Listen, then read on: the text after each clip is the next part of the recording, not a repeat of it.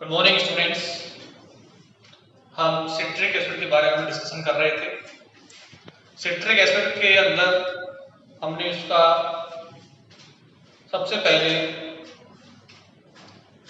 ताप का प्रभाव देखा और ताप के प्रभाव से हमने सिट्रिक एसिड को जब गर्म किया 150 डिग्री सेंटीग्रेड पर तो हमें एकोनेटिक अम्ल प्राप्त हुआ। यदि हम इसका और इसको गर्म करते हैं फर्दर तो हमें अलग अलग उत्पाद प्राप्त होते हैं। हमने इससे एसिडो एसिटिक एस्टर और बाद में एसीटोन प्राप्त किया। यदि हम एकोनेटिक अम्ल को गर्म करते हैं तो हमें सिट्रोकोनिक एसिड और कीटोकोनिक अम्ल मिला, जो कि आगे जल का अणु विलोपित करके सिट्रोकोनिक एनहाइड्राइड और कीटोकोनिक एनहाइड्राइड बनाता है। यहां तक हम लास्ट क्लास में देख चुके थे। आज की क्लास में हम कराएंगे इसका अपचयन सिट्रिक अम्ल का HI की उपस्थिति में, जो कि इसके अंदर हाइड्रोक्सी समूह की उपस्थिति को दर्शाएगा। हमने जब इसकी रिएक्शन कराई शांत H2SO4 से तो हमें क्या मिला? एकोनेटिक अम्ल। और जब हम कराएंगे इसकी रिएक्शन फ्यूमिंग या सैल्यूम H2SO4 से तो हमें प्राप्त हुआ था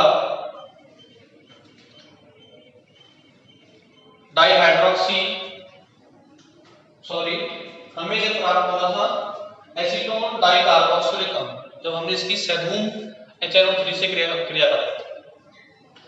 तो इस सब के बाद अब हम कराते हैं इसका अपचयन सिट्रिक अम्ल का। तो अपचयन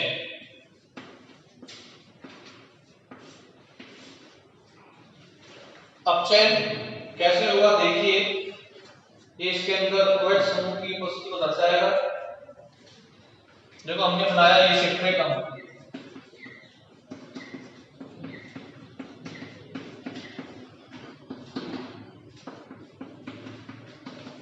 ये क्या है?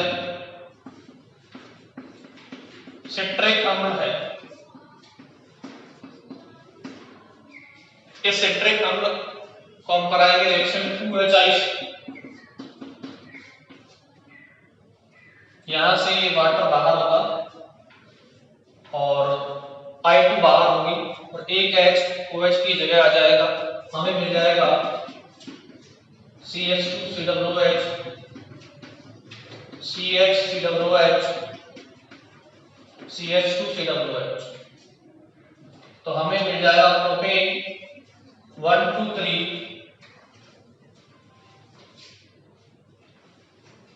कार्बोक्सिलिक अम्ल, ट्राई कार्बोक्सिलिक अम्ल हमें प्राप्त होगा। ठीक है, तो देखिए HI के साथ गर्म करने पर सिट्रिक अम्ल का OH समूह अपचयित हो जाता है। ठीक है, और ट्राइकार्बोक्सिलिक अम्ल प्राप्त होता है और ट्राइकार्बोक्सिलिक अम्ल प्राप्त होता है। क्या मिलेगा? प्रोपेन 1 2 3 ट्राई कार्बोक्सिलिक अम्ल।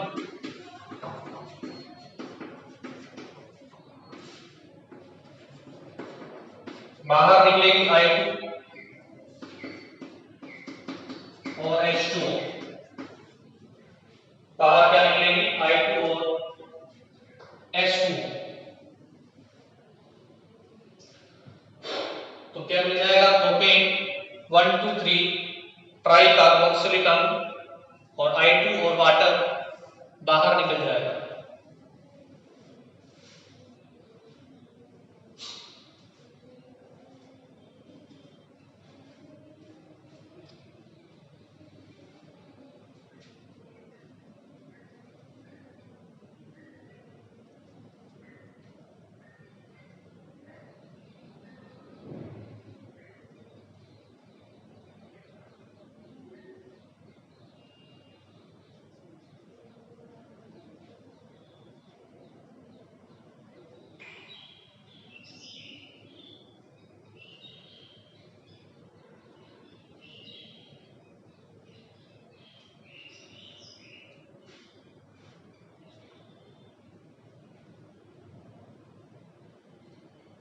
तो इस तरीके से OH समूह ही अपचयित होता है और हमें ट्राइकार्बोक्सिलिक अम्ल प्राप्त हो जाएगा।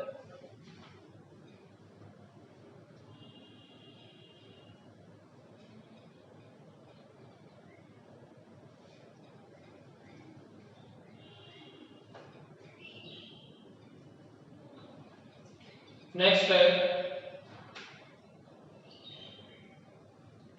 संकुल का बनना। नेक्स्ट क्या है? संकुल का बनाना। कॉम्प्लेक्स फंक्शन करता है सिट्रिक एसिड भी टार्ट्रिक एसिड की तरह। जब ये धातु हाइड्रोक्साइड के साथ ये भी क्या करेगा? संकुल का निर्माण करेगा। ठीक है, तो नेक्स्ट सेक्शन है कॉम्प्लेक्स फॉर्मेशन, संकुल का बनना। किसका बनना? संकुल का बनना।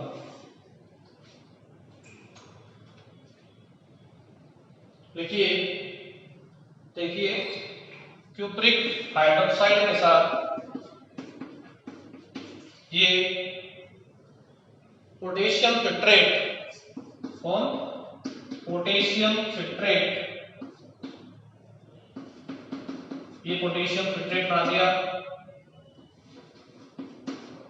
ये संकुल का निर्माण करता है। ये क्या है हमारा? पोटेशियम फिट्रेट। क्या नाम है? लवण है सिट्रिक एसिड का, पोटेशियम फिट्रेट।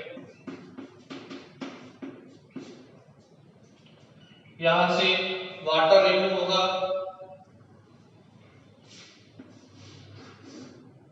ठीक है, और ये साल्ट हमें मिलेगा OH CuO C CH2COOK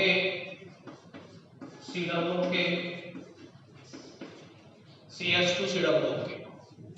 ये पोटेशियम साल्ट के साथ ये लवण का निर्माण कर देगा। ये संकुल बन गया धातु हाइड्रोक्साइड के साथ। तो देखिए टार्ट्रिक अम्ल की भांति, टार्ट्रिक अम्ल की भांति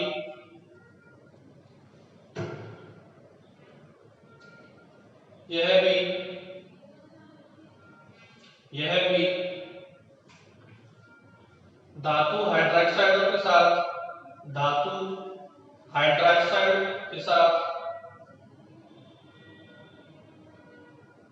संकुल बनाता है,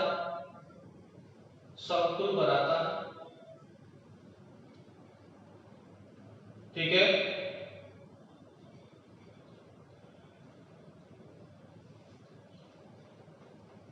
बना लीजिए संकुल।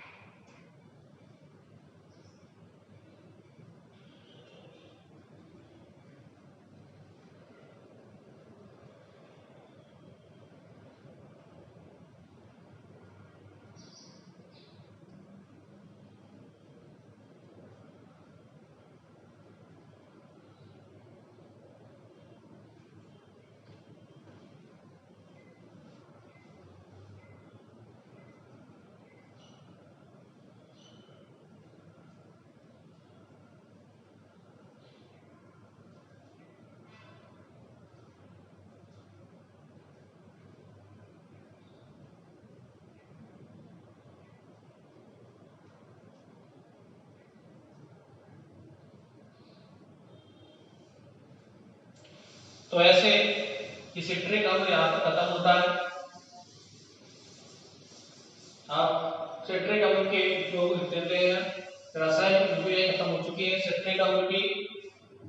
अब इनके उपयोग लिखिए आप।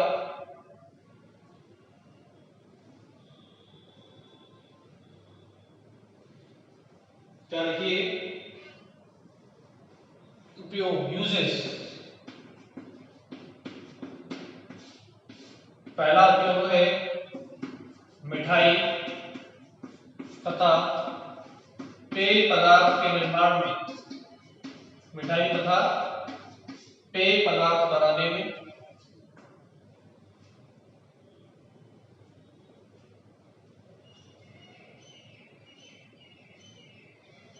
ठीक है,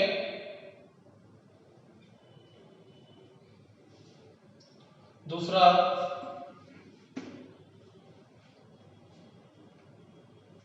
रंगाई छपाई में, रंगाई तथा छपाई में, प्रिंटिंग में भी काम आता है।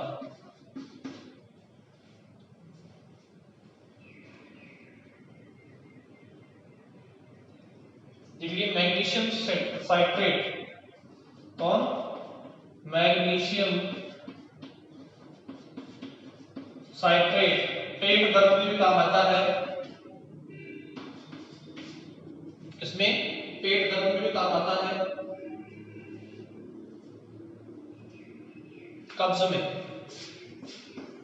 कब्ज दूर करने में काम आता है, कॉन्स्टिपेशन।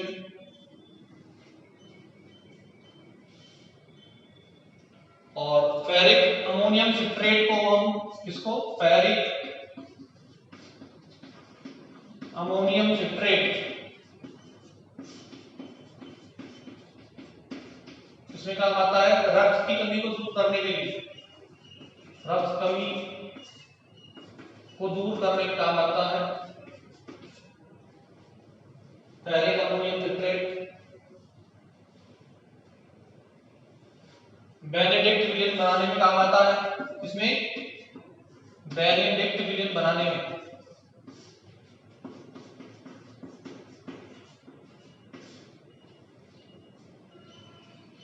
तो ये क्या है? अलग अलग उपयोग है। कॉन्स्टिपेशन में काम आता है, कब्ज में, और रक्त की कमी को दूर करने के लिए फेरिक अमोनियम सिट्रेट काम आता है, कॉन्स्टिपेशन में काम आता है, रंगाई छपाई में काम आता है, ये मिठाइयों में काम आता है, पेय पदार्थ में काम आता है, और ये अचार मुरब्बे आदि के प्रिजर्वेटिव रक्षक के रूप में भी काम आता है। अचार मुरब्बे आदि के लिए प्रिजर्वेटिव के रूप में भी हम इसको काम में लेते हैं।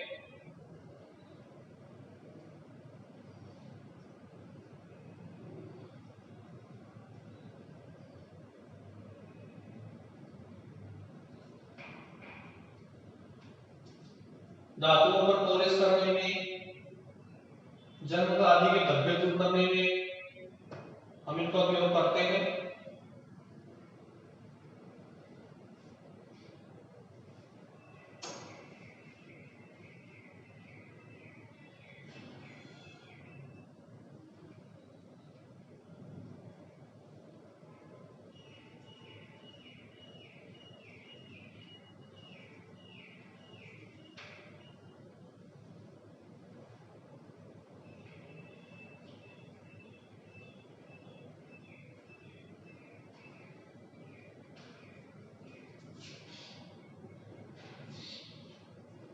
ठीक है, तो ये थे उपयोग सिट्रिक अम्ल के। देखिए जो इसकी सबसे उपयुक्त संरचना है सिट्रिक अम्ल की, वो ये होती है, देखो CH2 होता है ना, तो H को ऐसे लिखेंगे, ओपन संरचना CH2, फिर COH, COH। ये संरचना बहुत ही इसकी उपयुक्त है सिट्रिक एसिड की। ठीक है, ये क्या है संरचना? ओपन स्ट्रक्चर, स्थायी संरचना। इसकी सिट्रिक अम्ल की, तो बना लीजिए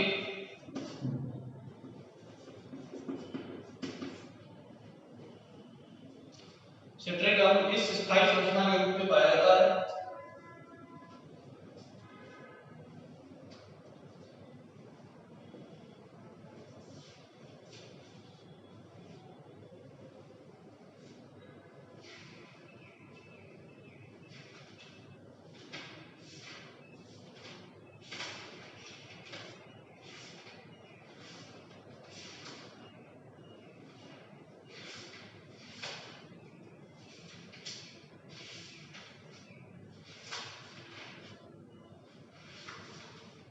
यहाँ पर आपका ये सिट्रिक अम्ल खत्म होता है। अब हम शुरू करते हैं असंतृप्त मोनोकार्बोक्सिलिक अम्ल। ठीक है, असंतृप्त मोनोकार्बोक्सिलिक अम्ल।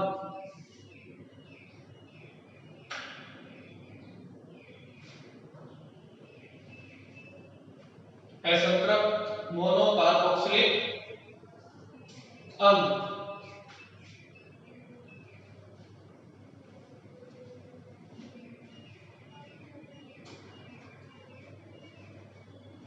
तो असंतृप्त मोनोकार्बोक्सिलिक अम्ल। लास्ट दो एसिड बच रहे हैं, एक तो डाइकार्बोक्सिलिक अम्ल और एक लास्ट बच रहा है मोनो असंतृप्त मोनोकार्बोक्सिलिक अम्ल।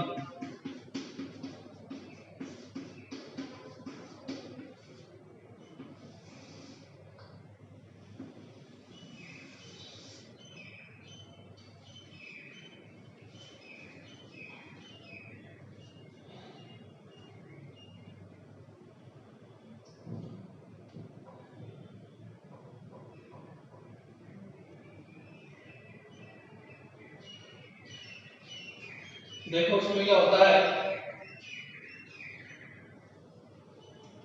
असंतृप्त मोनोकार्बोक्सिलिक अम्ल जो होते हैं वो एल्कीन एवं एल्काइन के कार्बोक्सिलिक व्युत्पन्न होते हैं। ठीक है, किसी भी एल्कीन या एल्काइन के एक H का प्रतिस्थापन यदि हम COOH से कर दें तो क्या बन जाएंगे, असंतृप्त मोनोकार्बोक्सिलिक। आपको पता है एल्कीन और एल्काइन क्या होते हैं, असंतृप्त हाइड्रोकार्बन होते हैं। ठीक है, तो देखो ये प्रोटीन है, प्रोटीन के हमने क्या दिया, एक कार्बन को हटा दिया, एक हाइड्रोजन को, और उसके लिए कौन जोड़ दिया, ये कार्बोक्सिलिक समूह क्या बन जाएगा, असंतृप्त मोनोकार्बोक्सिलिक अम्ल। इसका नाम है क्रोटोनिक अम्ल। क्या नाम है, क्रोटोनिक अम्ल। आईयूपीएसी में क्या नाम है, 1 2 3 4। तो 2 ब्यूटीनोइक अम्ल, तो क्या नाम हो जाएगा, 2 आईयूपीएसी में ब्यूटीनोइक अम्ल। Butene plus oic, ब्यूटीनोइक।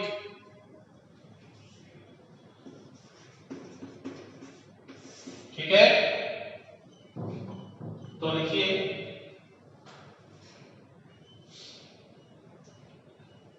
असंतृप्त मोनोकार्बोक्सिलिक अम्ल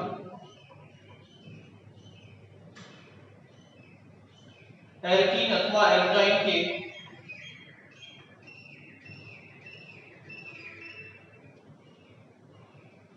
कार्बोक्सिलिक अम्ल व्युत्पन्न होते हैं, कार्बोक्सिलिक अम्ल व्युत्पन्न होते हैं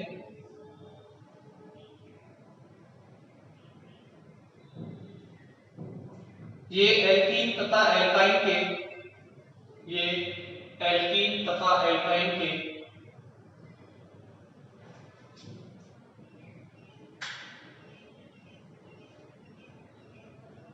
H परमाणु का COOH समूह से प्रतिस्थापन करने पर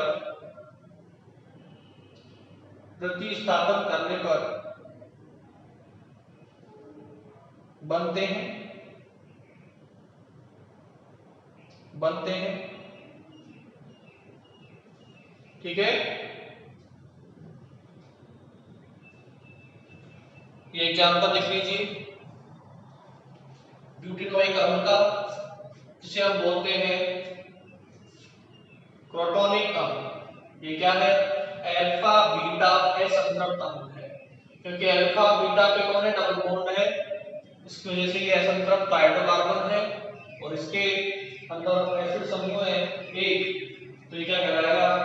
अल्फा बीटा असंतृप्त मोनोकार्बोक्सिलिक अम्ल।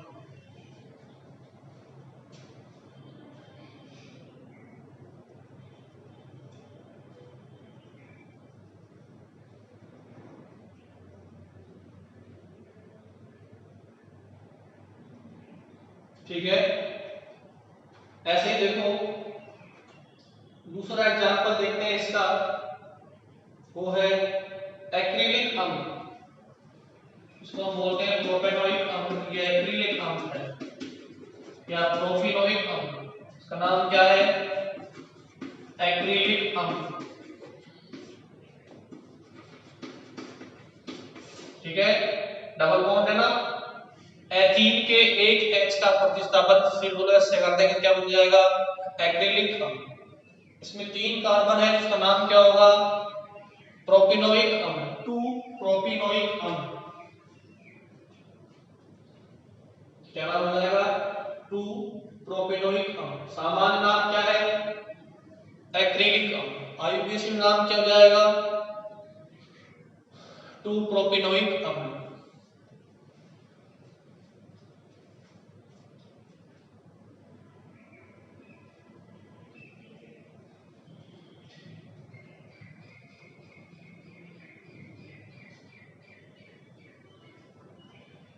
ठीक है, अब देखिए, अब हम देखते हैं इनके निर्माण की विधियां। असंतृप्त मोनोकार्बोक्सिलिक अम्लों के निर्माण की विधियां। तो अगला टॉपिक है बनाने की विधियां। बनाने की विधियां, मेथड्स ऑफ फॉर्मेशन।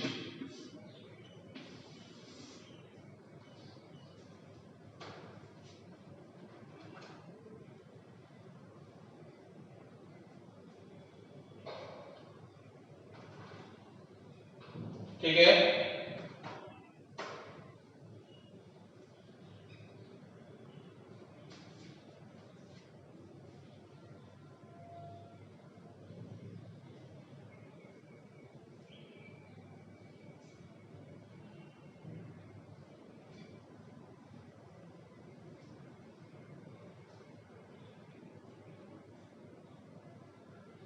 सबसे पहले असंतृप्त एल्डिहाइडों से, किससे? असंतृप्त एल्डिहाइडों से।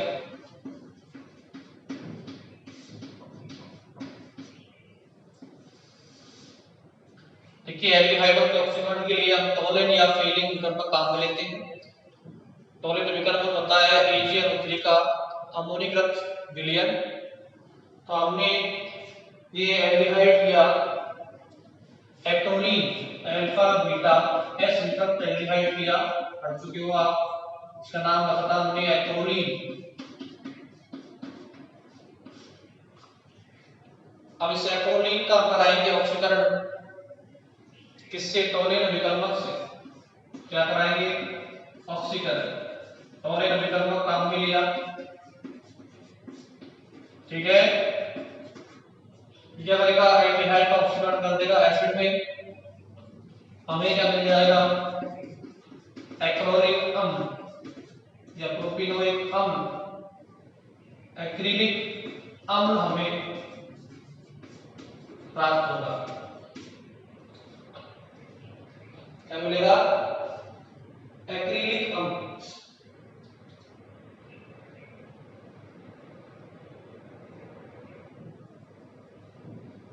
तो देखो, alpha beta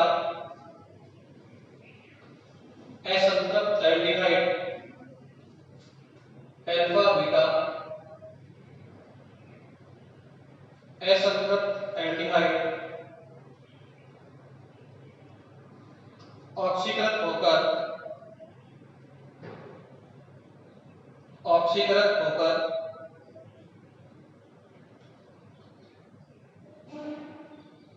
alpha beta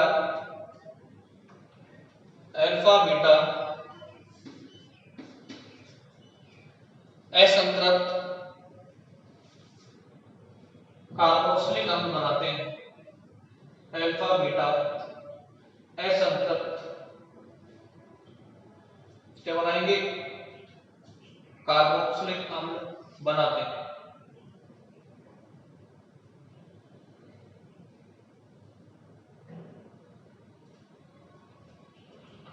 relation note कर लो।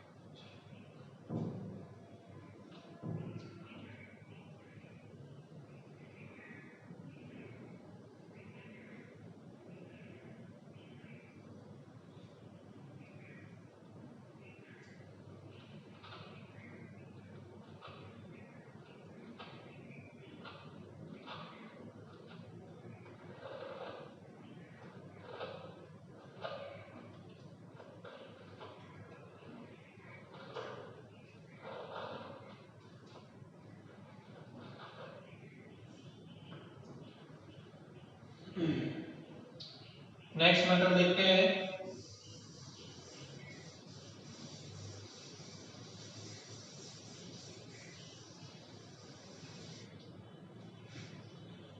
नेक्स्ट मेथड है हेलो अम्लों से।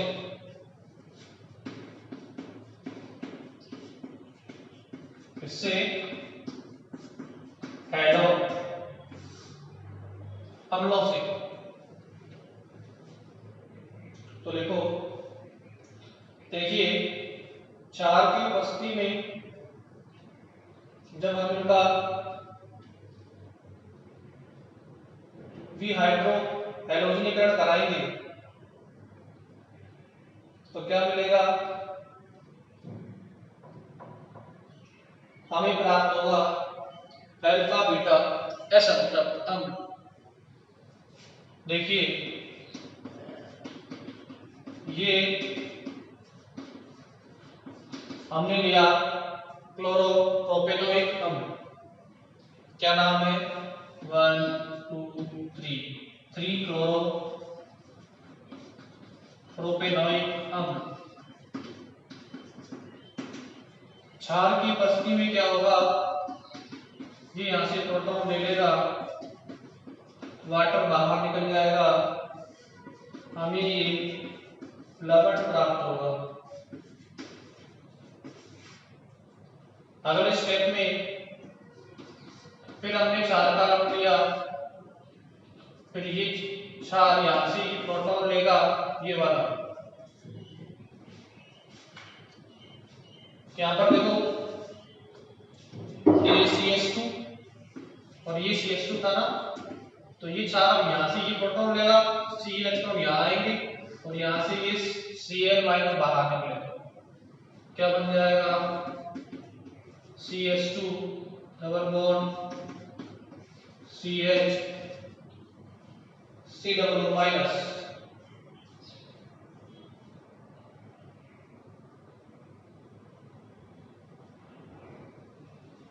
और जो वाटर बाहर निकलेगा, ये H प्लस वाटर बाहर निकलेगा, जो यहाँ से H बाहर निकलेगा उससे संयुक्त होकर क्या बना देगा? CH2 CH double bond C double OH। तो प्रोटॉन यहाँ से बाहर निकला H प्लस, वो इस कार्बोक्सिलेट आयन से जुड़ जाएगा, क्या बन जाएगा? अल्फा बीटा असंतृप्त अम्ल।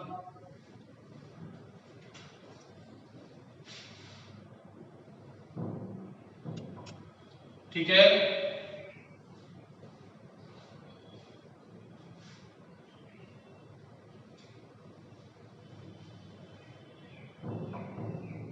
तो लिखिए बीटा एलो अम्लों का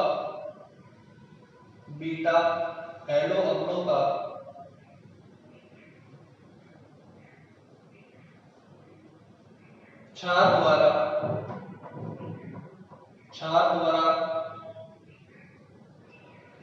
विहाइड्रो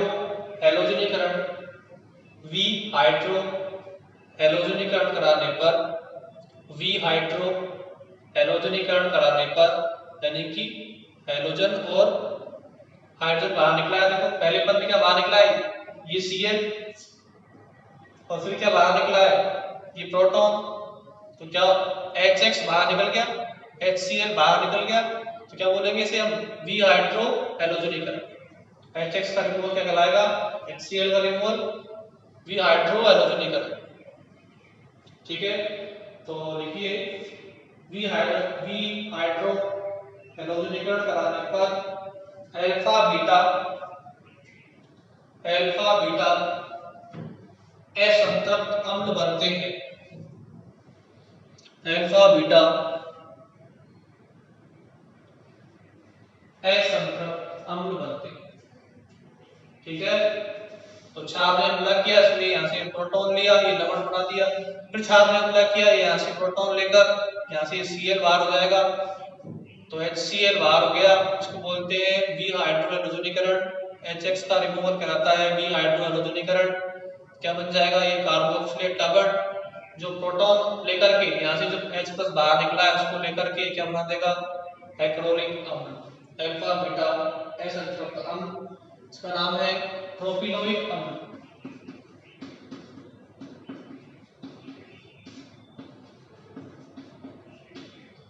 ठीक है, तो इसको बना दीजिए आप।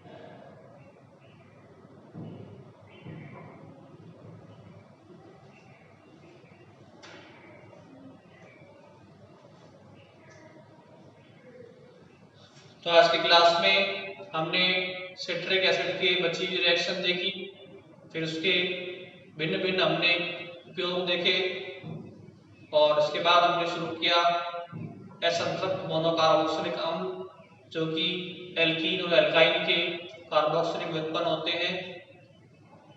इसके अंतर्गत हमने सबसे पहले इनके निर्माण की विधियां देखी है। हमने असंतृप्त एल्डिहाइड के ऑक्सीकरण से इन्हें बनाया टोलेनो विकर्मक की उपस्थिति में, और अब हमने हैलो अम्लों के क्षार की उपस्थिति में विहाइड्रो हैलोजनीकरण से इन्हें बनाया है। इससे आगे हम नेक्स्ट क्लास में डिस्कस करते हैं, मिलेंगे अगली क्लास में।